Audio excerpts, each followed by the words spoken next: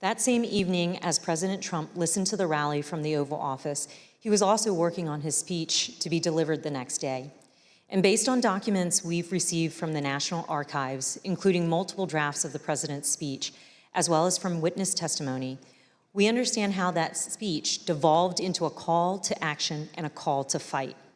One of the first edits President Trump made to his speech was to incorporate his 5:05 p.m. tweet, revising his speech to say, "All of us are here today, do not want to see our election victory stolen by emboldened radical left Democrats.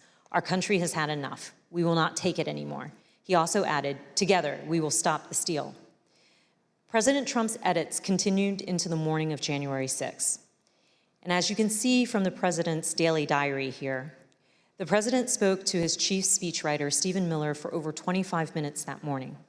Following his call with Mr. Miller, President Trump inserted for the first time a line in his speech that said, quote, "And we will see whether Mike Pence enters history as a truly great and courageous leader. All he has to do is refer the illegally submitted electoral votes back to the states that were given false and fraudulent information where they want to recertify." No prior version of this speech had referenced Vice President Pence or his role during the joint session on January 6th. These last-minute edits by President Trump to his speech were part of the president's pressure campaign against his own vice president. But not everyone wanted these lines regarding the vice president included in the president's speech, including White House lawyer Eric Hirschman. Did you ever speak to anybody in the White House at the time about this disagreement between the president and the vice president, other than the president, based on the objection from your counsel?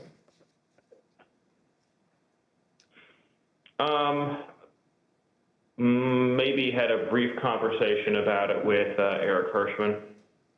Tell me about that. What do you remember him saying to you about this disagreement? I just remember him saying that that he had a I don't want to get this wrong. Sort of something to the effect of thinking that it would be counterproductive. I think he thought to discuss the matter publicly. So it came up in the context of editing the president's speech on January the 6th? It just came up in the conversation where Eric knew it was in the speech, and so he had a sidebar with me about it. And so the speechwriters took that advice and removed the lines about Vice President Pence. And later that morning at 11:20 a.m., President Trump had a phone call with the vice president.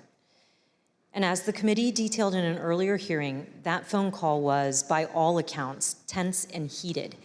During this call, the vice president told the president that he would not attempt to change the outcome of the election. In response, the president called the vice president of the United States a wimp and other derogatory words. As you can see in this email, after Vice President Pence told President Trump that he would not unilaterally deliver him a second term in office, the speechwriters were directed to reinsert the Mike Pence lines. Here's how one of the speechwriters described President Trump's last-minute change to the speech. And as I recall, there was a very tough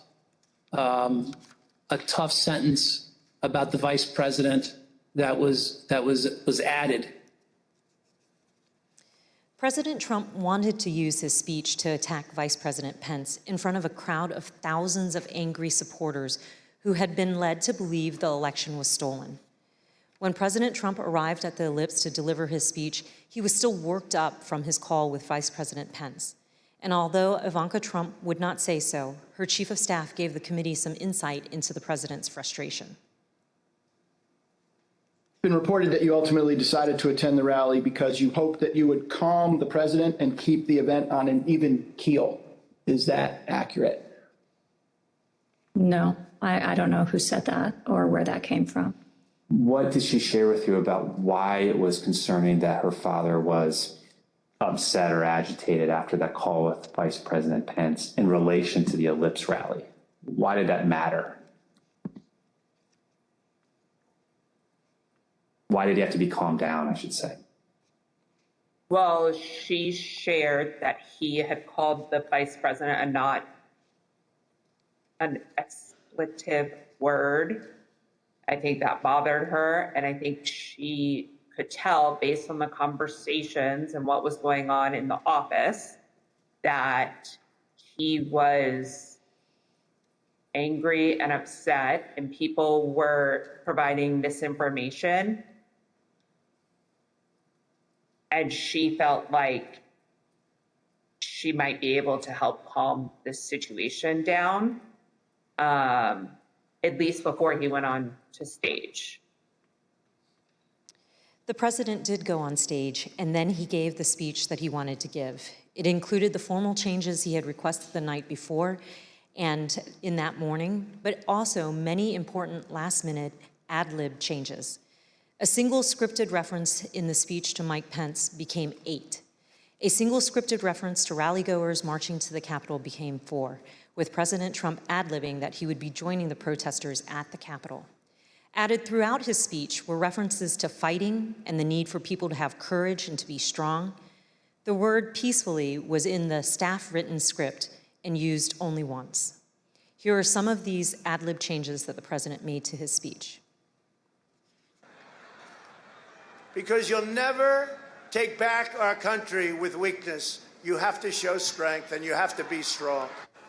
So I hope Mike has the courage to do what he has to do. And I hope he doesn't listen to the rhinos and the stupid people that he's listening to.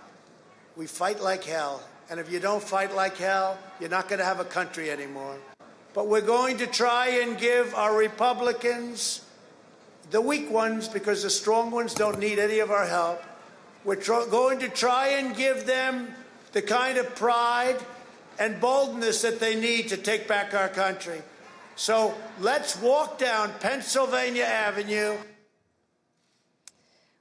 White House counsel Pat Cipollone and his deputy did not attend the speech, and they were concerned that the statements in the speech about the election were false.